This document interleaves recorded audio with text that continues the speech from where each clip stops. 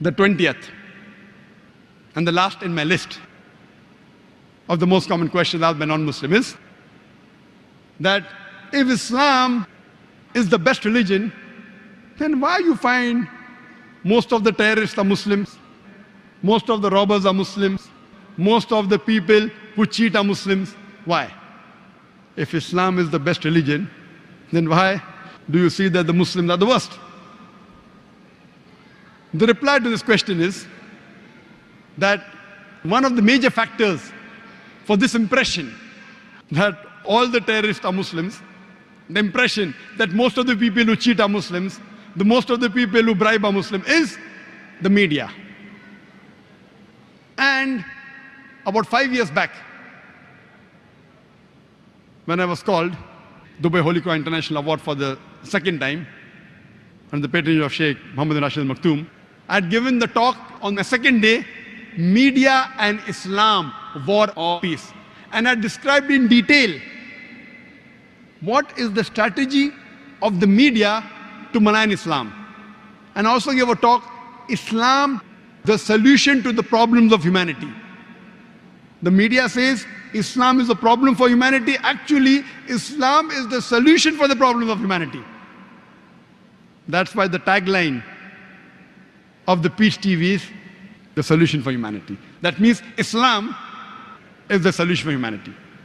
What does the media do? Time will not permit me to give in detail. I'll just wind up my answer in a couple of minutes. What does the media do? Media picks up the black sheep of the community and they portray as though they're exemplary Muslims. See, we have black sheep in the community. We do have many Muslims who are namesake Muslims. They aren't practicing Islam. They pick them up and they portray as though they're exemplary Muslims. Many a time the media, they quote something of the Quran, they quote out of context. Whenever they get information, they malign the Muslims. For example, we know in 1996, the Oklahoma bombing, at that time, it was the biggest attack on American soil. More than 100 people were killed. 166 people were killed. It came as headlines, Middle East conspiracy, Middle East conspiracy. Muslims to blame, Muslims to blame. Headline for days and weeks together.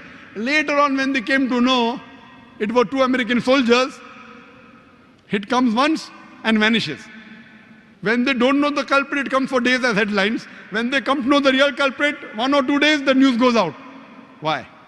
In India, we have 50-year-old Muslim Arab marrying an 18-year-old girl, headlines. When 50-year-old non-Muslim rapes a 6-year-old girl, it comes in news briefs.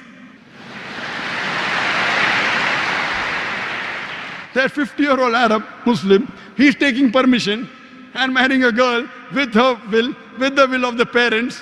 It doesn't go down the throat of the media. But when a 50-year-old non-Muslim rapes a 6-year-old girl, it comes in news briefs.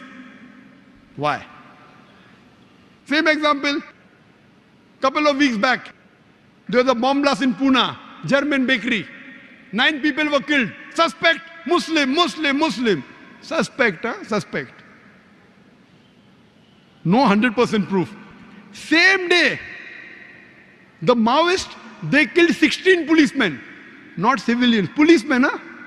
It comes in news brief. Muslim suspect, 9 civilians killed, 16 policemen killed by Maoist. Comes in news briefs. Ajib. They know the people who killed, not civilians. They have got cannons, rocket launchers. They bombard the full police station. Comes in news brief. They don't know who did the Pune bomb blast.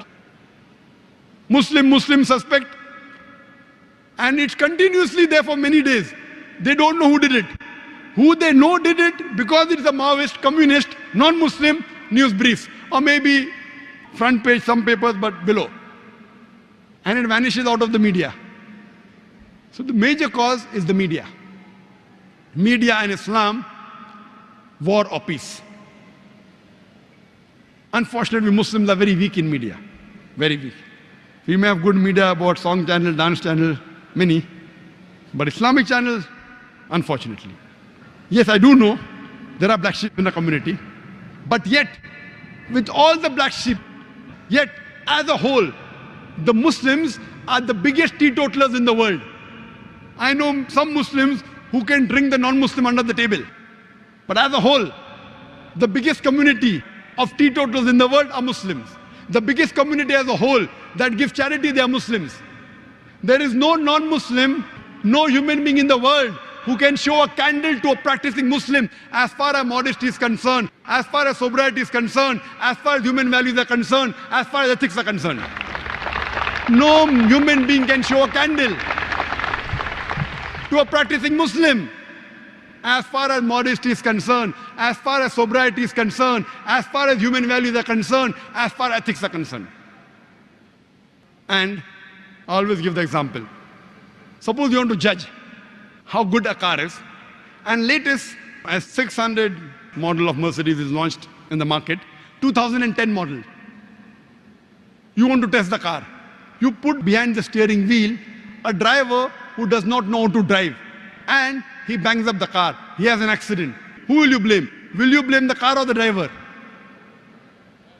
Driver. If you want to know how good the car is, you have to know the specifications. What is the pickup? What are the safety measures? What is the ratio? What is the average of the car? Anti-brake locking system. Look at the specifications. And really, if you want to test drive the car, put behind the steering wheel an expert driver. If you really want to know about Islam, don't look at the Muslims. Look at the scriptures, the glorious Quran and the Sahih Hadith. Don't look at me. Don't look at the Muslims. If you really want to test drive a car, put behind the steering wheel an expert driver. The best exemplary Muslim you can find is Prophet Muhammad Sallallahu Alaihi Wasallam. Read his seerah. You will find he's the best exemplary Muslim and the best exemplary human being that has lived. That's the reason I say that understand the religion by looking at the scriptures. And when you read the scriptures, the authentic sources, the Quran and Sahih Hadith, you will really appreciate Islam.